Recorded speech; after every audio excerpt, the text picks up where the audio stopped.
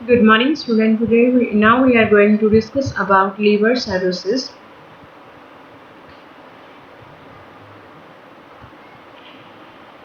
Liver cirrhosis is a chronic disease characterized by diffuse destruction and fibrosis of hepatocytes. Hepatocytes is the cell of the liver. तो इसमें hepatocytes जो cell होते हैं ये basically metabolism का detoxification का काम करते हैं। तो ये सेल्स की अबनॉर्मलिटी जब आती है, डिस्ट्रक्शंस होती हैं या उनमें फाइब्रोसिक इन्लार्जमेंट आती है तो फर्दर लीवर के जो फंक्शंस हैं वो डिस्टर्ब होते हैं और उसमें इन्लार्जमेंट ऑफ लीवर आना स्टार्ट हो जाता है और उसका डिस्ट्रक्शन जो है वो शुरू हो जाता है सेल का।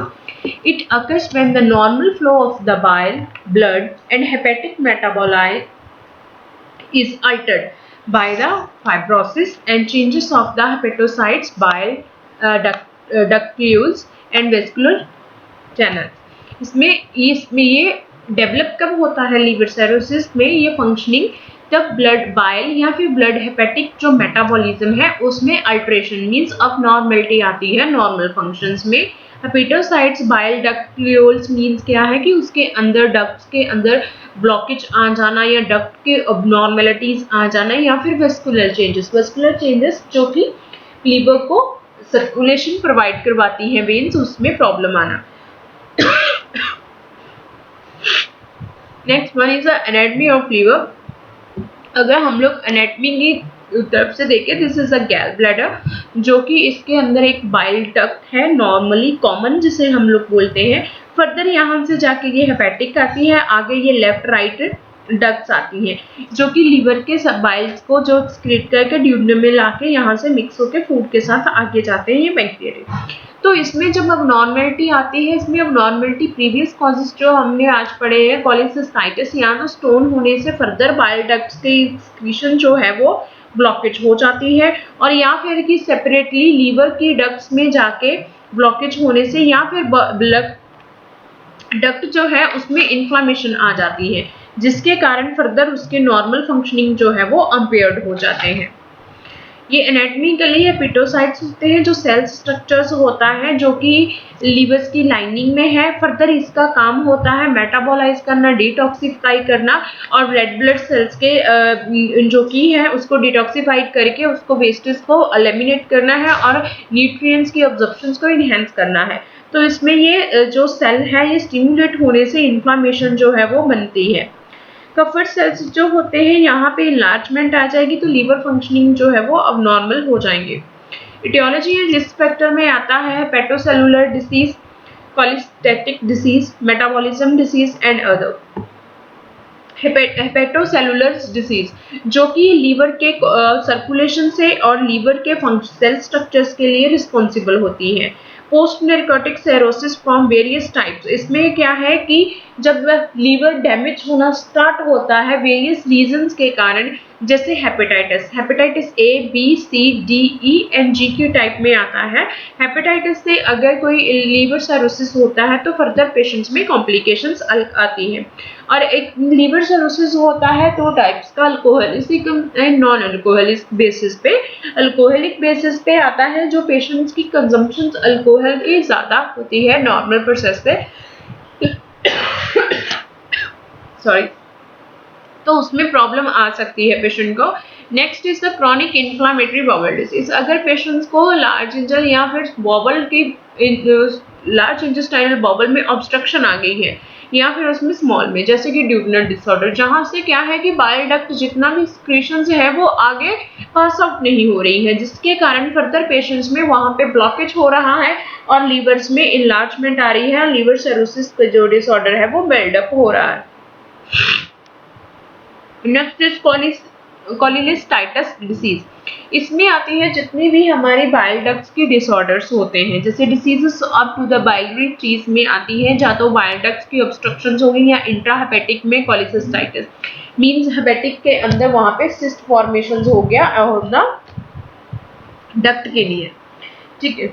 इसके बाद आता है स्क्लेरोटिक कोलोनजाइटिस, जिसमें है कि जो डक्ट आ रही है उसके अंदर इन्फ्लामेशन, पूरी डक्ट जो उसमें सर्कुलेट कर रही है उसके अंदर का इन्फ्लामेटरी प्रोसेस।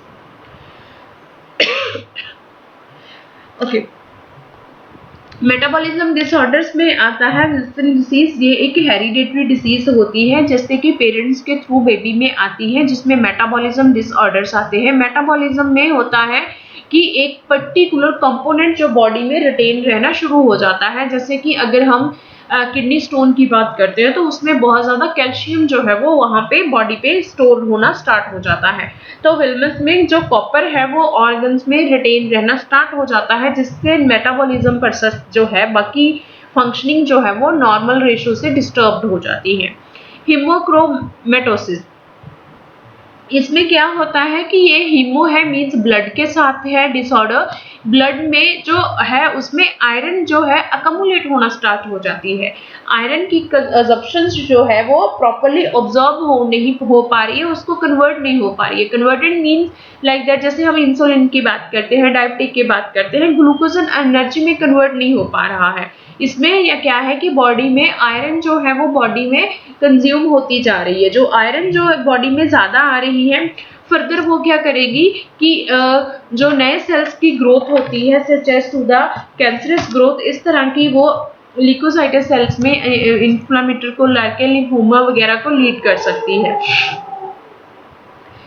एम्ब्लॉयडोसिस में होता है कि ये एक प्रोटीन का प्रोसेस होता है, जो कि एक एम्ब्लॉयड प्रोटीन प्रोवाइड किया जाता है during to the digestion processing या मसल्स गेनिंग पे प्रोसेस के टाइम। बट अगर ये बोन मैरो के द्वारा नेचुरली प्रोड्यूस किया जाता है बॉडी में। जब मेटाबॉलिज्म डिसऑर्डर्स आते हैं तो ये डिसऑर्डर आता है कि बोन जो है उसके अंदर क्या है, रेड बोन्स एरियाज में वहाँ पे प्रोटीन ज़्यादा एक्सक्रीट होना शुरू हो जाता है, जिसके कारण बोन स्ट्रक्चर्स में अबनॉर्मलिटीज फर्दर आ सकती हैं और लिवर फंक्शनिंग में आती हैं। नेक्स्ट आती है alpha antitrypsin deficiency. Alpha antitrypsin deficiency जो है वो एक जेनेटिक डिसऑर्डर है। ये एक जेनेटिक कोडिंग के अकॉर्डिंग है। इसमें क्या होता है कि सीवियर डिसऑर्डर्स जो है वो आते हैं, लीवर डिसऑर्डर्स आते हैं। बेसिकली उसके सेल्स साइज जो है वो फैटी होना शुरू हो जाता है। नेक्स्ट आता है nutritional defect. Nutritional defect such as to the main components जैसे ए बी सी डी ई, जितने भी न्यूट्रिएंट्स हैं, जब वो प्रॉपरली से डिसॉल्व होकर बॉडी में नहीं आएंगे तो फर्दर पेशेंट्स को उसमें अबनॉर्मलिटी जो है वो आएगी, उसकी डेफिशिएंसी आएगी पेशेंट को।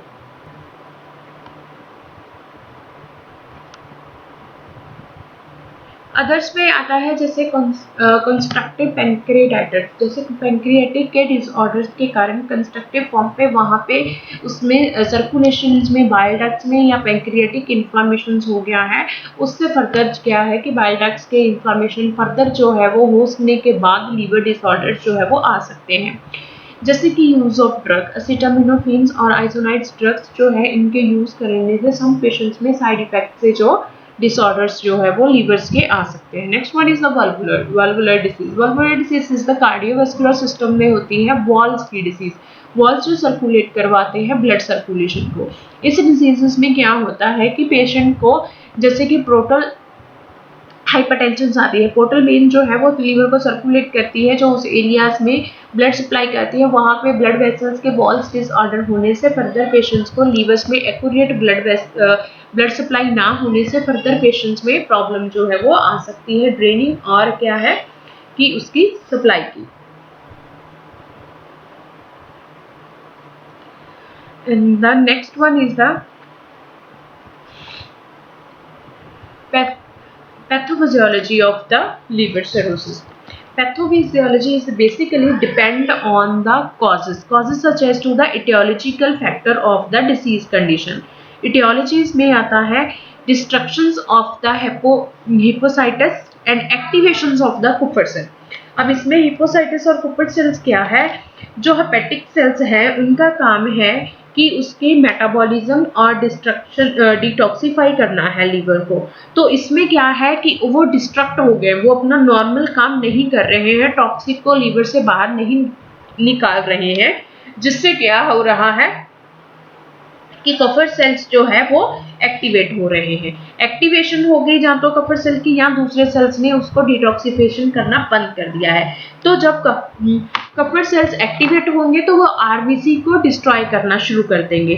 इन्होंने डिस्ट्रक्शन ऑफ हिपोसाइटस ने क्या किया कि डिटॉक्सिफाई करना बंद कर दिया, वेस्टेज को बाहर निकालना बंद कर दिया, या फिर क्या है कि रेड ब्लड सेल्स डिस्ट्रॉय ज्यादा होने लगे, जिससे क्या हो गया कि activation of to the satellite cells का मतलब होता है accumulation of to the fat surrounding of the liver. इसमें आ जाएगा कि अब इसके बाद लीवर जो है वो फैटी हो गया है, ठीक है, उसमें लीवर का इनलार्जमेंट हो जाएगा, लीवर में सेल स्ट्रक्चर जो है वो इंक्रीज हो गया।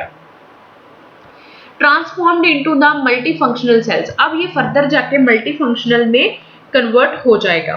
मल्टीफंक्शनल सेल्स में जाके फर्दर इसके टाइप्स आती हैं collagen cells and fibroblast cell and fat disposition and cytokinins release। then फिर ਕੀ ਹੁੰਦਾ ਕਿ releasing processing ਦੇ ਨਾਲ fibrosis and scarring ਹੈ ਜਿਹੜੀ ਉਹ ਸਟਾਰਟ ਹੋ ਜਾਂਦੀ ਹੈ। ਉਸ ਤੋਂ ਅੱਗੇ ਫਰਮਸ ਬਣਦੇ ਨੇ। ਫਰਮਸ ਰਿਡਿਊਸ ਮੀਨਸ ਜਿਹੜਾ ਪਫੀਨੈਸ ਦਿੰਦੇ ਆ, ਪਫੀਨੈਸ ਮੀਨਸ ਜਿਹੜੇ ਕਿ ਲੀਵਰਸ ਨੂੰ ਫੈਟੀ ਬਣਾਉਂਦੇ ਆ। after liver saturated and function alter liver structure and functions, ਇਹਦੇ ਵਿੱਚ ਅਲਟਰ ਕੀ ਹੋ ਜਾਂਦਾ, ਜਦੋਂ ਲੀਵਰ ਦਾ ਜਿਹੜਾ ਸਾਈਜ਼ ਇਨਕਰੀਜ਼ਡ ਹੁੰਦਾ ਨਾ ਉਹਦੇ ਨਾਲ ਇਹਦੇ ਦਾ ਇੱਕ ਸਟਰਕਚਰ ਤੇ ਇੱਕ ਇਹਦੀ ਫੰਕਸ਼ਨਲ ਅਬਨੋਰਮੈਲਿਟੀ ਆਉਂਦੀ ਆ। ਫੰਕਸ਼ਨ ਇਹਦੇ ਪ੍ਰੋਪਰਲੀ ਨਹੀਂ ਹੁੰਦੇ ਕਿ ਇਹ ਬਾਡੀ ਦੇ ਵਿੱਚ ਟੌਕਸਿਕ ਸਟਾਰਟ ਕਰ ਦਿੰਦਾ, ਐਲੀਮੀਨੇਟਰੀ ਫੰਕਸ਼ਨਸ ਨੂੰ ਬਾਹਰ ਨਹੀਂ ਕਰਦਾ, ਔਰ ਆਰਬੀਸੀ ਦੀ ਜਿਹੜੀ ਡਿਸਟਰਕਸ਼ਨ ਹੈ ਉਹਨੂੰ ਇਨਕਰੀਜ਼ ਕਰ ਦਿੰਦਾ, ਜਿਹਦੇ ਕਰਕੇ ਫਰਦਰ ਹੀਮੋਲੈਕਟਿਕ ਡਿਸਆਰਡਰ ਸਚ ਐਜ਼ ਅਨੀਮੀਆ ਪੇਸ਼ੈਂਟ ਨੂੰ ਜਿਹੜਾ ਉਹ ਹੋ ਜਾਂਦਾ। ਨੈਕਸਟ ਆ ਜਾਂਦਾ alteration on flow of blood and bile Duckett. ਹੁਣ ਕੀ ਹੈ ਕਿ ਜਦੋਂ ਉਹਦੇ ਵਿੱਚ ਅਲਟਰੇਸ਼ਨ ਆ ਜਾਂਦੀ ਹੈ, ਇਨਲਾਰਜਮੈਂਟ ਆਫ ਦਾ ਲੀਵਰ ਹੋ ਜਾਂਦਾ, ਤਾਂ ਫਿਰ ਉਹਦੇ ਵਿੱਚ ਪ੍ਰੋਬਲਮ ਫਰਦਰ ਕੀ ਆਉਂਦੀ ਹੈ ਕਿ ਉਹ ਜਿਹੜੀ ਇਹਨੂੰ ਬਲੱਡ ਸਪਲਾਈ ਵੈਸਲਸ ਨੇ ਉਹਨਾਂ ਨੂੰ ਕੰਪਰੈਸ ਕਰਨਾ ਸਟਾਰਟ ਕਰ ਦਿੰਦਾ, ਬਿਕਾਜ਼ ਟਿਸ਼ੂ ਨਿਕਰੋਸਿਸ ਹੋਇਆ ਤੇ ਪ੍ਰੋਬਲਮ ਆਈ। ਸੋ ਉਹਦੇ ਵਿੱਚ ਕੀ ਆ, ਅਬਨੋਰਮੈਲਿਟੀ ਆ ਗਈ, ਔਰ ਬਲੱਡ ਵੈਸਲਸ ਨੇ ਜਿਹੜੀਆਂ ਉਹਨਾਂ ਨੇ ਪ੍ਰੋਪਰਲੀ ਵਰਕ ਨਹੀਂ ਕੀਤਾ, ਔਰ ਬਾਈਲ ਡਕਟ ਦੇ ਬਲੋਕੇਜ ਹੋਣ ਨਾਲ ਹੀ ਤਾਂ ਫਰਦਰ ਪ੍ਰੋਬਲਮ ਆਈ ਸੀ। ਸੋ ਇਸ ਕਰਕੇ ਉਹਦੀ ਮੈਟਾਬੋਲਿਜ਼ਮ ਪੂਅਰ ਹੋਣ ਕਰਕੇ ਜਿਹੜੀਆਂ ਉਹਦੀਆਂ ਬਾਇਲ ਸਕ੍ਰੀਸ਼ਨਸ ਨੇ ਉਹ ਵੀ ਪ੍ਰੋਪਰਲੀ ਜੋ ਕਿ ਇਹਨੇ ਨਿਊਟ੍ਰੀਐਂਟਸ ਨੂੰ ਕਨਵਰਟ ਨਹੀਂ ਕਰ ਪਾਉਂਦੀਆਂ।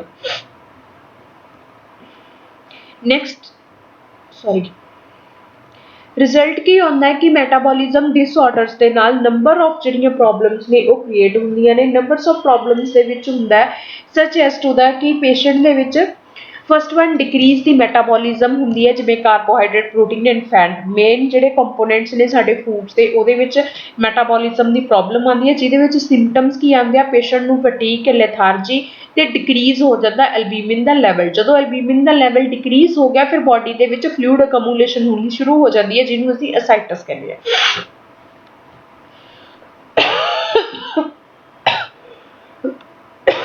ਨੈਕਸਟ ਕੀ ਹੈਗਾ ਕਿ ਐਡਰੀਨਲ ਹਾਰਮੋਨਸ ਨੇ ਜਿਹੜੇ ਕੀ ਹੈ ਐਲਡੋਸਟਰੋਨ ਨੇ ਉਹ ਉਹਦੀ ਮੈਟਾਬੋਲਿਜ਼ਮਸ ਨੂੰ ਕੀ ਆ ਡਿਕਰੀਜ਼ ਕਰ ਦਿੰਦੇ ਆ, ਜਿਹਦੇ ਕਰਕੇ ਅਸਾਈਟਸ ਹੁੰਦਾ, ਮੀਨਸ ਕਿਡਨੀ ਦੇ ਦੁਆਰਾ ਵੀ ਵੇਸਟੇਜ ਆ ਜਿਹੜੀ ਬਾਡੀ ਚੋਂ ਨਿਕਲਣੀ ਉਹ ਡਿਕਰੀਜ਼ ਹੋ ਜਾਂਦੀ ਆ ਔਰ ਫਲੂਇਡ ਅਕਮੂਲੇਸ਼ਨ ਹੁੰਦੀ ਆ। ਨੈਕਸਟ ਆਉਂਦਾ ਪੋਰਟਲ ਹਾਈਪਰਟੈਂਸ਼ਨ। ਪੋਰਟਲ ਹਾਈਪਰਟੈਂਸ਼ਨ ਕਿਉਂਕਿ ਬਲੱਡ ਸਪਲਾਈ ਅੱਗੇ ਉਹ ਜਿਹੜੀਆਂ ਬਲੱਡ ਕੈਪਿਲਰੀ ਸਰਕੂਲੇਸ਼ਨ ਆ ਉਹ ਪੂਅਰ ਹੋ ਗਿਆ, ਐਕਸਚੇਂਜਸ ਪ੍ਰੋਪਰਲੀ ਨਹੀਂ ਹੁੰਦਾ ਤੇ ਜਿਹਦੇ ਕਰਕੇ ਪੋਰਟਲ ਵੇਨ ਦੇ ਉੱਪਰ ਪ੍ਰੈਸ਼ਰ ਹੁੰਦਾ। ਉਹਦੇ ਵਿੱਚ ਕੀ ਹੁੰਦਾ ਈਸੋਫੇਗਲ ਵੈਰੀਸਿਸ, ਜੋ ਆਪਾਂ ਪੜ੍ਹਿਆ ਸੀ ਕਿ ਈਸੋਫੇਗਲਸ ਦੇ ਉਹਦੀਆਂ ਜਿਹੜੀਆਂ ਸਟਮਕ ਦੀ ਲਾਈਨਿੰਗ ਤੋਂ ਸਟਾਰਟ ਹੋਣ ਤੋਂ ਐਂਡ ਆਫ ਦਾ ਈਸੋਫੇਗਸ ਆ ਉੱਥੇ ਜਿਹੜੀਆਂ ਬਲੱਡ ਵੈਸਲਸ ਨੇ ਉਹ ਡਾਇਲੇਟ ਹੋ ਕੇ ਐਨਾਰਿਜ਼ਮ ਵਾਂਗੂ ਸਪਾਈਡਰਸ ਬਣ ਜਾਂਦੀਆਂ ਨੇ ਬਲੱਡ ਵੈਸਲਸ। ਫਿਰ ਉਹ ਐਨੋਰਿਜ਼ਮ ਈਜ਼ੀਲੀ ਬਰਸਟ ਹੋ ਜਾਂਦੀਆਂ ਨੇ ਬਲੱਡ ਵੈਸਲਸ, ਜਿਹਨੂੰ ਅਸੀਂ ਕੀ ਕਹਿੰਦੇ ਆ ਅਪਰ GI ਬਲੀਡਿੰਗ, ਮੀਨਸ ਪੇਸ਼ੈਂਟ ਨੂੰ ਵੋਮਿਟ ਦੇ ਥਰੂ ਉਹਨੂੰ ਜਿਹੜੀ ਹੈ ਉਹ ਈਜ਼ੀਲੀ ਬਲੀਡਿੰਗ ਹੋ ਜੂਗੀ। नेक्स्ट हो जाता है decrease conservation of to the ammonia to urea. इसमें क्या है कि अमोनिया टू यूरियस ਦੇ ਵਿੱਚ ਕਨਵਰਟ ਹੋਣਾ ਜਿਹੜਾ ਉਹ ਡਿਕਰੀਜ਼ਿੰਗ ਹੋ ਜਾਂਦਾ, ਜਿਹਦੇ ਵਿੱਚ ਹੈਪੈਟਿਕ ਇਨਸੈਫਲੋਪੈਥੀ ਮੀਨਸ ਲੀਵਰ ਆ ਜਿਹੜਾ ਉਹ ਨਾਰਮਲ ਸਾਈਜ਼ ਦੇ ਵਿੱਚ ਇਨਕਰੀਜ਼ ਹੋ ਜਾਂਦਾ, ਆਪਣੇ ਸਾਈਜ਼ ਦੇ ਨਾਲੋਂ ਉਹ ਜ਼ਿਆਦਾ ਹੋ ਜਾਂਦਾ, ਇਨਲਾਰਜਮੈਂਟ ਆਫ ਲੀਵਰ ਆ ਜਾਂਦੀ ਆ। Decrease bilirubins metabolism. ਹੁਣ ਜਦੋਂ ਬੈਲੀਰੂਬਿਨ ਜਿਹੜਾ ਨਾਰਮਲ ਲੈਵਲ ਆ ਉਹਦੇ MGDL 0.2 ਤੋਂ 3 ਤੱਕ ਦੀ ਨਾਰਮਲ ਵੈਲਿਊਜ਼ ਤੋਂ ਜਦੋਂ ਉਹਦੀ ਮੈਟਾਬੋਲਿਜ਼ਮ ਅਪ ਹੋ ਡਿਕਰੀਜ਼ਡ ਹੋਣੀ ਸਟਾਰਟ ਹੋ ਜਾਂਦੀ ਆ, ਲੀਵਰ ਉਹਨੂੰ ਡਿਕਰੀਜ਼ ਨਹੀਂ ਕਰ ਪਾਉਂਦਾ ਪ੍ਰੋਪਰਲੀ, ਫਿਰ ਪੇਸ਼ੈਂਟ ਨੂੰ ਜੌਂਡਿਸ ਹੋ ਜਾਂਦਾ।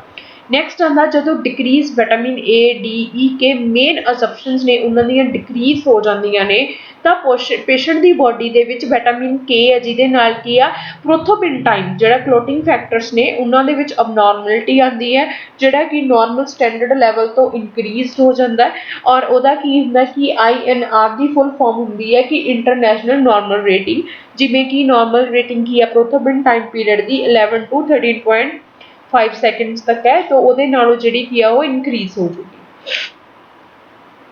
Sorry next decreasing androgen and oestrogen metabolism. अब इसमें क्या होता है कि ईस्ट्रोजन हार्मोन्स की मेटाबॉलिज्म जो है वो डिक्रीज्ड होने से फर्दर क्या है कि ईस्ट्रोजन हार्मोन वीमेंस का है तो इसमें गाइनेकोमेस्टिया मींस जो मेल का ब्रेस्ट डिसऑर्डर है वो हो जाता है पेशेंट में।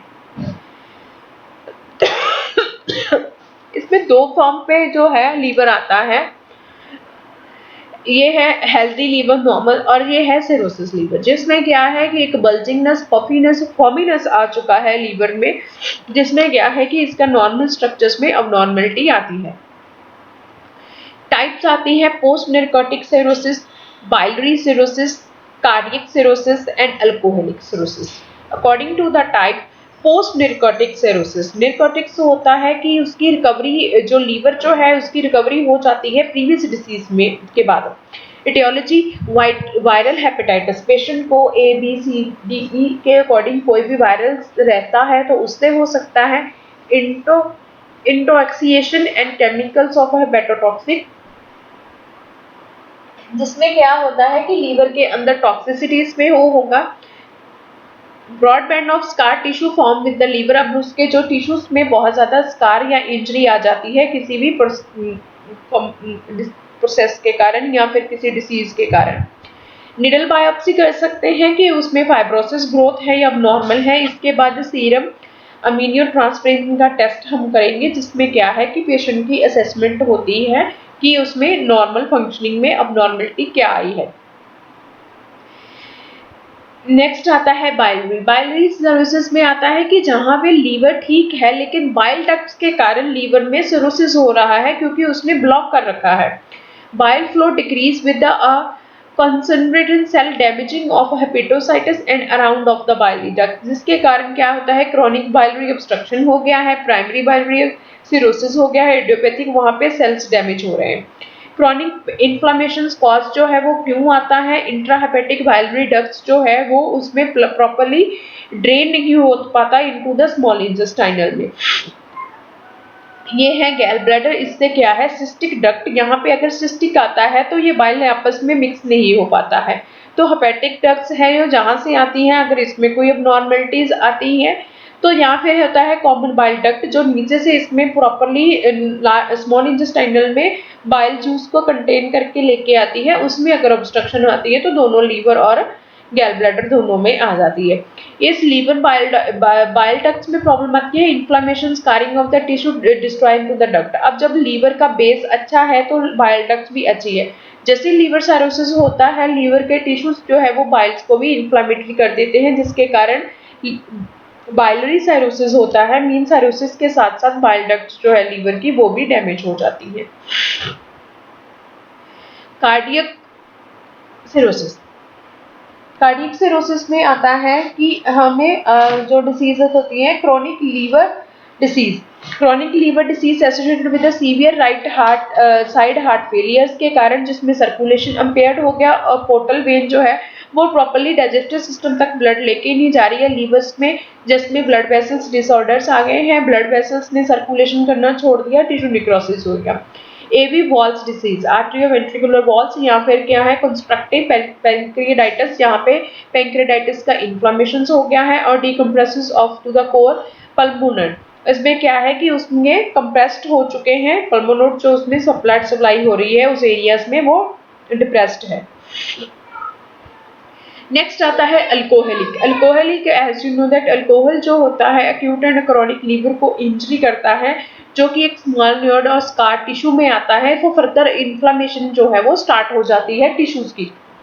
एटियोलॉजी अल्कोहल यूज होता है, इंडाइजेशन ऑफ हेपेटोटॉक्सिक ड्रग्स होता है जब पेशेंट किसी भी प्रोसेस के कारण किसी डिसीजिंग के अनुसार हेपेटोटॉक्सिक ड्रग्स ले रहा है। या उसमें इन्हेलेशंस के में उसकी अब साइड इफेक्ट से क्रॉनिक पॉइजनिंग हो सकता है, जिसमें पेशेंट का डाइजेस्टिव में इन्फ्लेमेशन जो है वो अकर हो सकता है। जो अल्कोहल होती है वो अकम्युलेशन करती है फैट सेल्स को इन द लीवर में। अल्कोहल्स में हो pathophysiology cellular injury diverted from essential metabolism pathway. अब जो इंजरी हो चुकी है वो उसके एसेंशियल मेटाबॉलिज्म पाथवे को डिस्टर्ब करती है, तो उसको चेंज कर देती है, सच एज फैट मेटाबॉलिज्म। अब फैट जो है वो वहाँ पे अकमुलेट होना शुरू हो जाएगा लीवर सेल्स में, जो कि एक सेल्स के द्वारा रिटेन किया जाता है, जैसे कि स्केलेट सेल्स जो थे वो फैट सेल्स को स्टिमुलेट करते हैं और अपने पास कम्युलेट करना शुरू कर देते हैं। उसकी इनलार्जमेंट लीवर के साइज को इनलार्ज कर देगी। Alcohol appear to be directly cytotoxic at high concentration resulting in injury, hepatocytes and inflammation reaction होता है। इसमें टॉक्सिसिटी आ गया तो डायरेक्टली इंजरी होगा। नेक्स्ट आता है alcohol stimulates collagen synthesis in the liver. अब अल्कोहल जो है वो कोलाजन जो एक हीलिंग प्रोसेस होता है उसको स्टिमुलेट करता है, जिसमें क्या होगा कि फाइब्रोसिस जो है वो फर्दर बनना शुरू हो जाता है, जिसमें कि वो इलार्ज हो जाता है अपने साइज में। नेक्स्ट आते हैं sign and symptoms.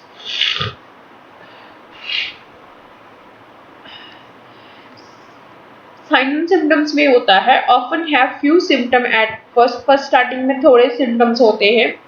Fatigue, weakness and एक्सीवेटेड, बहुत थकावट फॉर्म पे रहता है पेशेंट और अग्रेसिव। लॉस ऑफ एपेटाइटिस होता है, nausea, vomiting and weight loss होना स्टार्ट हो जाता है। असाइटस होता है एब्डोमिनल में और लेग्स में एडिमा होता है। ब्रशिंग एंड इजीली ब्लीडिंग कर हो सकता है पेशेंट को अपर जीएस सिस्टम से। नेक्स्ट आता है इंटरमीडिएट माइल्ड फीवर हो सकता है, heavy feeling in right upper quarters में, एपिगैस्ट्रिक में पेशेंट्स को हैवी फीलिंग हो सकता है। अब्डोमिनल पेन होगी पेशेंट को, फॉर्म एंड इनलार्ज लीवर हो जाएगा, डार्क यूरिन कलर होगा due to the bilirubin abnormality, white stool होगा और वेस्कुलर स्पाइडल वेस्कुलर्स होती हैं जो कि फर्दर एक प्रेशराइज्ड जो है वो इंक्रीज करेंगी वेनस एरियाज के पास, जिससे क्या है कि वेनस जो है वो नेगेटिव प्रेशर्स के कारण डायलेटेड एंड परमिनेंटेड होंगी।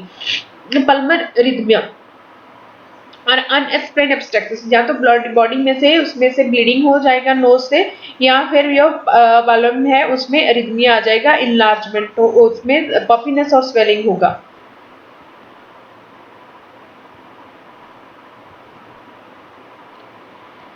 सीवियर कंडीशन में जैसे ascites, jaundice, weakness, muscles washing, जिसमें बॉडी में से एकदम से फैट अपर बॉडी एरिया जो अब्डोमिन है उसमें एसाइटिस है, फ्लूइड कम्युलेशन ज्यादा दिखेगा, लेकिन शोल्डर और बाकी बॉडी के मसल्स जो है वो वॉश आउट हो जाते हैं, स्किन लूज हो जाती है। Weight loss continuous, mild fever patients को रहेगा, पर कुरमा होगा और स्पॉटेनियस ब्लीडिंग एंड एपिस्टेक्सिस एंड गोनाडोट्रोपी। गोनाडोट्रोपी ये है कि उसमें जो ब्लड है उसमें इलार्जमेंट आ जाएगी गोनाड्रल आर्टरीज में, और इसका है कि पर पूरा होता है कि बॉडी के ऊपर पर्पल शेड कलर के ना स्पॉट बनने जो होते हैं वो स्टार्ट हो जाते हैं। Next diagnostic evaluation. डायग्नोस्टिक एवेल्युएशंस में आता है कि एलएफटी लीवर फंक्शनिंग टेस्ट होगा और उसके total bilirubin, direct bilirubin, SGOT, SGPT जिसमें टेस्ट होता है सीरम ग्लूबिन, ऑक्सीडेटिव एंड ट्रांसमाइंस का टेस्ट होगा, और alkaline phospho total protein and albumin का हम लोग प्रॉपर्ली उसमें टेस्ट होगा, जिससे पता चलेगा कि पेशेंट्स में कौन से कंपोनेंट्स में प्रॉब्लम आ रही है, तो कौन से सेल इसके लिए रिस्पॉन्सिबल है। लीवर बायोप्सी होगा, एंडोस्कोपी होगा, serum electrolyte, prothrombin time and stool examination and urine analysis होगा। कॉम्प्लिकेशन पोर्टल हाइपरटेंशन हो सकता है, एसाइटिस हो सकता है, वेरिसेस हो जाता है, स्प्लीनोमेगालाई हो जाता है, हेपेटिक इंसेफ्लोपैथी होता है। पोर्टल हाइपरटेंशन क्या होता है? Scarring and fibrosis of the tissue liver होता है, लीवर्स के जो टिश्यू होते हैं उसमें स्कारिंग आ जाना स्टार्ट हो जाता है। Obstruction to the blood flow through to the portal system, portal system के थ्रू जो उसमें ब्लड जो सर्कुलेट कर रहा है वो ऑब्स्ट्रक्ट हो जाता है। persistent increase BP into the portal system, postal system में वहां पे बहुत ज्यादा प्रेशर बन जाता है क्योंकि आगे ब्लड नहीं जा पा रहा है, तो पोर्टल में जो इंक्रीज हो जाता है हाइपरटेंशन होनी स्टार्ट हो जाती है। पोर्टल हाइपरटेंशन के बाद वेरिसिस बनती है जो कि ब्लड वेसल्स के ऊपर नेगेटिव प्रेशर से डायलेट होना शुरू हो जाती है और लोअर जीआई से हेमरॉइड्स होगा कि इंटरनली ब्लीडिंग हो सकती है पेशेंट को बाय एनएस, स्प्लीनोमेगालाई इनलार्जमेंट होगा स्प्लीन का और असाइटस हो सकता है पेशेंट्स को, एब्डोमिनल कैविटी में फ्लूइड जो है वो आएगा।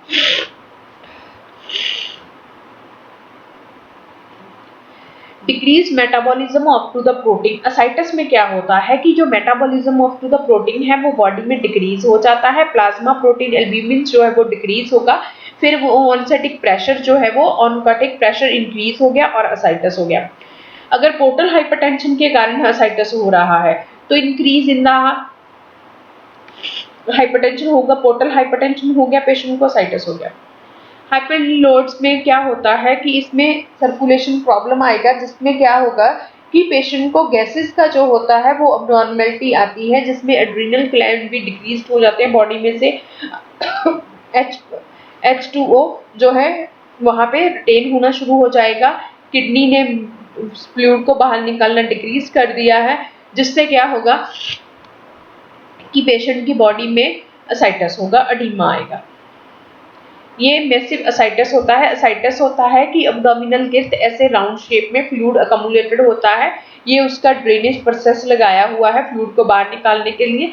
ये अम्बाइकल होता है कि अंदर से इतना प्रेशराइज्ड है, मैसिव है कि उसमें असाइटस का प्रेशर की जो स्मॉल इंटेस्टाइनल होती है वो उसका नेगेटिव प्रेशर अम्बाइकल्स के ऊपर आने से वो हर्निया जो होती है वो भी इसके साथ में साइड इफेक्ट से हो सकती है, लेकिन ये एक असाइटस का ही है।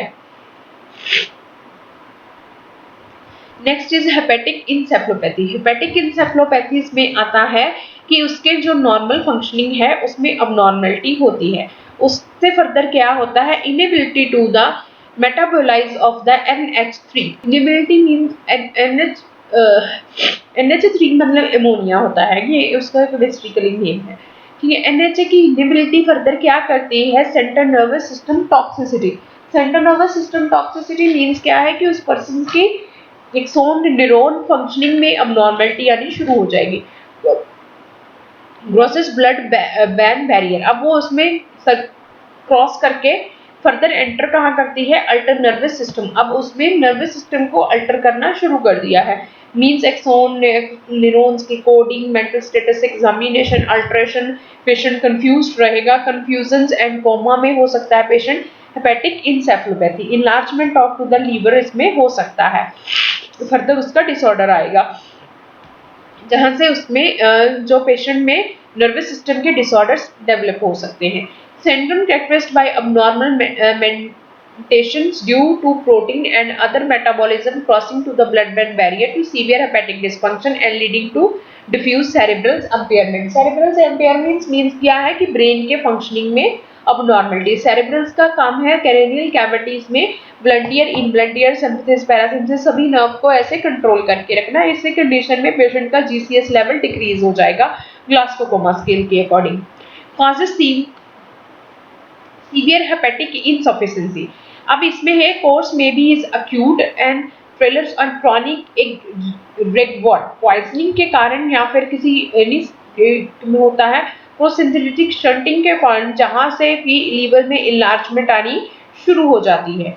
अब normal maintenance form depression and dementia coma etcetera, जो कि कॉग्निटिव फंक्शन से आता है कि पेशेंट कॉन्शियस प्रॉपर्ली नहीं रहेगा, मेमोरी लॉस होने के, कोमा, डिप्रेशन, इस तरह के उसपे अबनॉर्मल फंक्शन जो है वो ब्रेन की कॉग्निटिव वो अबनॉर्मलिटी आएगी।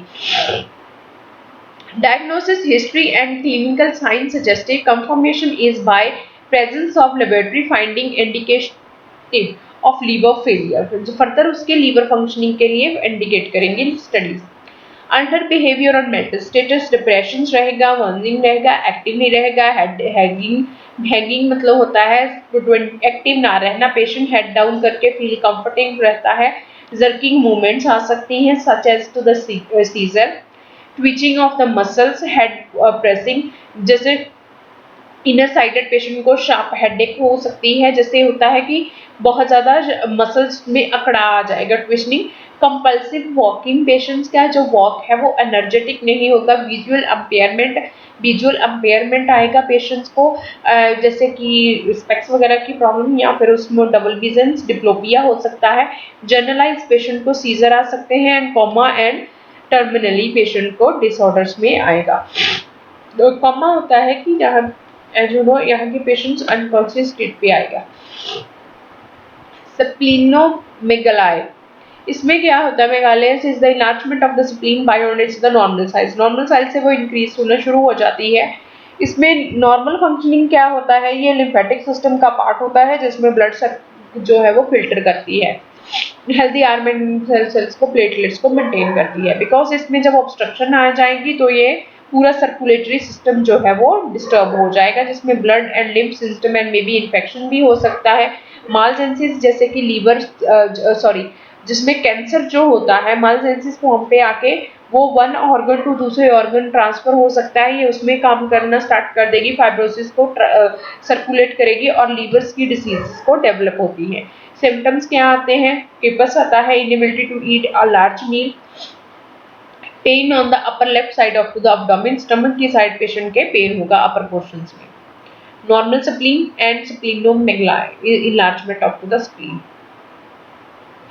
मेडिकल मैनेजमेंट में हम पेशेंट्स को प्रीवियस डाइजेस्टिव सिस्टम्स की जितनी भी मेडिकेशन है उसी के अकॉर्डिंग होगा। फर्स्ट वन आता है एंटासिड्स और H2 रिसेप्टर्स मेडिसिन, जिसमें एंटी एसिड्स और ओम्प्राजोल जैसी मेडिसिन प्रिस्क्राइब की जाएंगी, जो कि गैस्ट्रिक डिस्ट्रेस और मिनिमाइज करेंगे। जिसमें क्या है कि ब्लीडिंग जो ब्लड वेसल्स के ऊपर प्रेशराइज्ड हो रहा है उसको ये मिनिमाइज करेंगे, और पेशेंट्स को वॉमिट के तो ब्लीडिंग नहीं आएगा, और GERD के रिफ्लेक्सेस है वो प्रमोट नहीं आएंगे, और पेशेंट को बार बार ब्लीडिंग वॉमिट भी नहीं आएगा। विटामिन एंड मिनरल सप्लीमेंट्स हम देंगे कि पेशेंट्स का नॉर्मल जो सेल है उसकी रिकवरी के लिए जो एसेंशियल न्यूट्रिएंट्स हैं, स्पेशल न्यूट्रिएंट्स हैं, vitamin A, B, C, K, और नर्वस सिस्टम के लिए B6 एंड 12, वो ऐसे सप्लीमेंट्स हम सेपरेटली पेशेंट्स को प्रिस्क्राइब करेंगे, जिससे क्या है कि उसका जो नॉर्मल फंक्शन है वो भी चले और लीवर को हीलिंग होने में हेल्पफुल हो।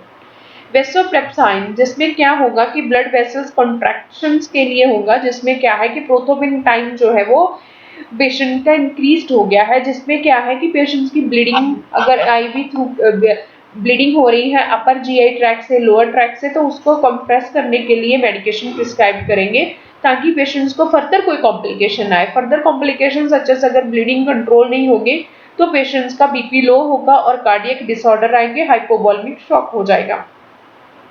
बीटा ब्लॉकर्स में आते हैं मेडिसिन प्रेनडोल, नॉल एंड मेटोप्रोनोल। इस तरह ये ड्रग्स जो है वो पोर्टल हाइपरटेंशन को डिक्रीज करेंगी, जिससे क्या होगा कि इसोफेगस वेरिसिस जो है वो नहीं आएंगे और ब्लड वेसल्स वहां पे डायलेट नहीं होंगे। लैक्टोज एक ट्रैम्पिंग ऑफ एमनोमिया होता है, जिसको हम आर्टिफिशियल बेसिस पे उसके ऑब्जर्प्शंस को इंक्रीज करेंगे, और फर्दर क्या है स्टूल को इजीली बॉडी से बाहर निकालने के लिए ये हेल्पफुल होगा पेशेंट के लिए। मेडिकल मैनेजमेंट में पेशेंट्स का न्यूट्रिशन डाइट हमें मेंटेन रखना होगा, एडिक्वेट रेस्ट प्रोवाइड करेंगे पेशेंट्स को, corticosteroid to improve the liver functioning के लिए देंगे। इम्यूनिटी इनहेंसिंग फॉर प्रोसेसेस पे आएंगी। प्रिवेंशन ऑफ इन्फेक्शन, एंटीबायोटिक देंगे, सिस्टमेटिकली एडिक्वेट रेस्ट होगा, डाइट होगा, properly clean and safe environment होगा। इसमें कंट्रोल प्रॉब्लम्स जो आएंगी विटामिन के एडमिनिस्टर करेंगे उसके ब्लड फंक्शनिंग के लिए।